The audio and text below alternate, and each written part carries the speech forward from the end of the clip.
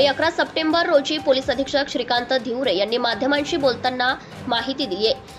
धुळे शहरातील एकता नगर येथे झालेल्या घरफोडीच्या घटनेत पोलिसांनी 3 आरोपींना पकडले आहे। पोलिसांनी या आरोपींकडून चोरीचा मुद्देमाल आणि एक देशी बनावट पिस्टल जप्त केली आहे।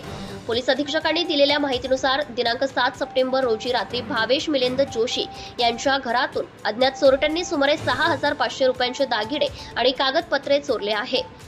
या प्रकरणी देवपूर पोलीस ठाण्यात गुन्हा दाखल झाला होता। स्थानिक गुन्हे शाखेचे पोलीस निरीक्षक श्रीराम पवार यांच्या मार्गदर्शनाखाली स्थानिक गुन्हे शाखेने या प्रकरणाचा सखोल तपास सुरू केला होता।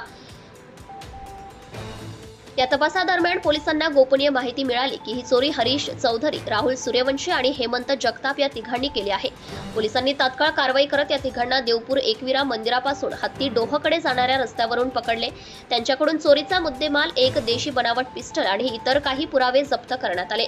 पकडलेले आरोपी म्हणजे हरीश चौधरी, राहुल सूर्यवंशी आणि हेमंत जगताप हे सर्वजण धुळे शहरातील विटाभट्टी परिसरातील रहिवासी आहेत। या प्रकरणाचा सखोल तपास सुरू असल्याची माहिती पोलीस अधीक्षक श्रीकांत धिवरे यांनी माध्यमांशी बोलताना दिली आहे।